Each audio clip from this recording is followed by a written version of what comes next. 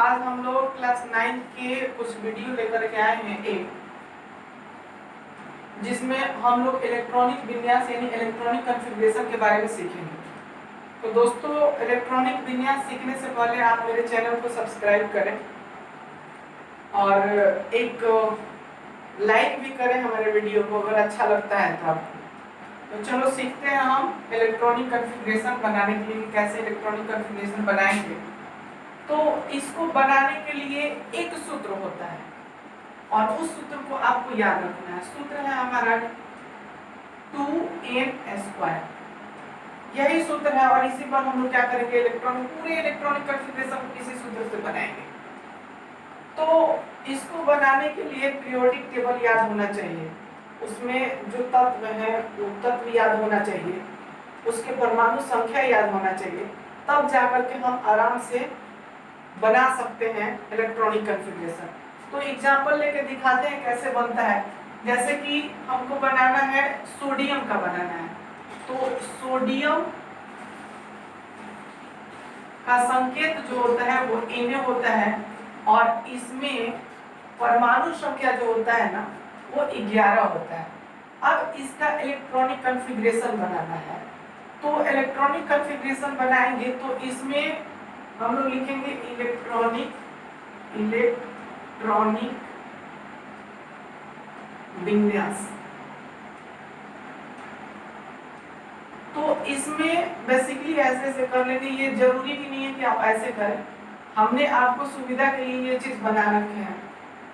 अब यहाँ से फर्स्ट में n का मान 1 रखेंगे, सेकंड में n का मान 2 रखेंगे, थर्ड में n का मान 3 रखेंगे।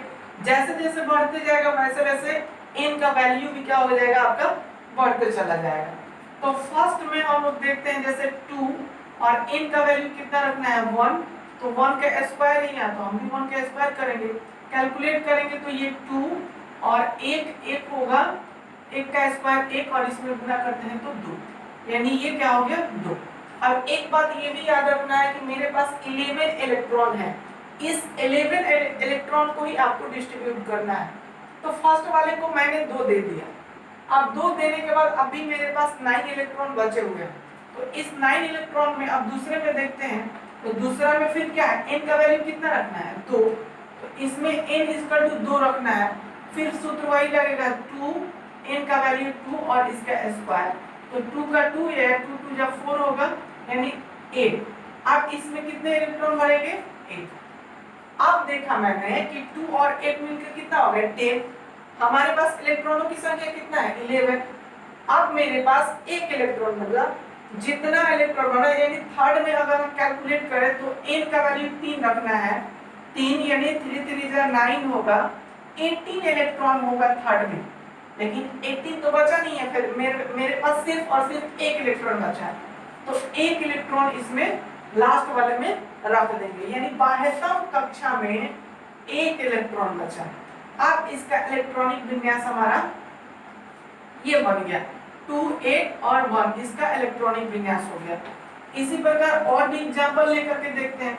अच्छा, यहाँ से भी क्वेश्चन कई बार पूछता है कि सोडियम के बाह्यतम कक्षा में इलेक्ट्रॉनों की संख्या कितनी होती है, तो सोडियम के बाह्यतम कक्षा में, ये बाह्यतम कक्षा हो गया, ये दोनों अंदरी कक्षा हो गए, तो बाहरी कक्षा में एक इलेक्ट्रॉन है। इसको अच्छा देखो, इसको और एक नाम से जानते हैं हम लोग, संयोजी इलेक्ट्रॉन के नाम से भी जानते हैं, संयोजी इलेक्ट्रॉन।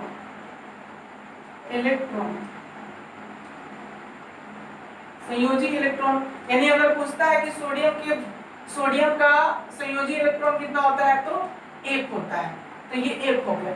और भी देखते हैं हम लोग, जैसे सोडियम हो गया, उसके बाद जैसे मान लो कि हमको पोटेशियम देखना है, पोटेशियम, तो पोटेशियम का संकेत क्या होता है और इसका परमाणु संख्या कितना होता है 19 होता है। अब इस 19 का जब हमको इलेक्ट्रॉनिक विन्यास बनाना है यानी इलेक्ट्रॉनिक कॉन्फ़िगरेशन बनाना है, तो अब देखते हैं इसका कैसे बनाएंगे। फिर उसी तरह करेंगे 1 2, ये पता नहीं है कितना तक जाएगा, हमने इतना बना लिया, लगभग मानते हैं इतना में जाएगा, आगे जाएगा तो आगे ले जाएंगे, नहीं जाएगा तो उसको इरेज कर लिया जाएगा।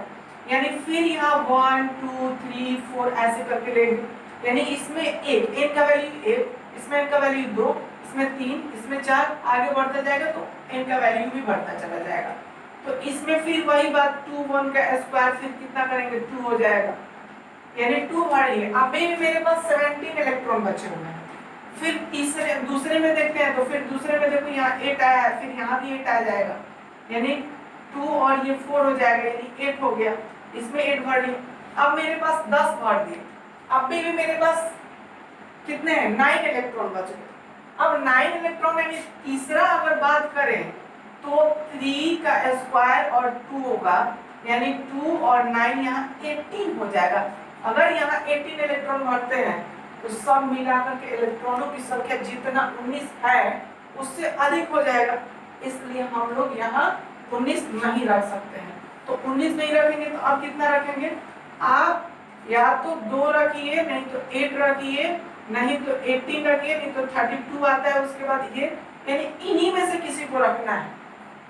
तो अब हमने देखा 2, तो यहाँ अगर 2 बचता तो 2 रखते, लेकिन फिर भी अब यहाँ क्या रखेंगे 8 रखेंगे, यहाँ 8 रखेंगे।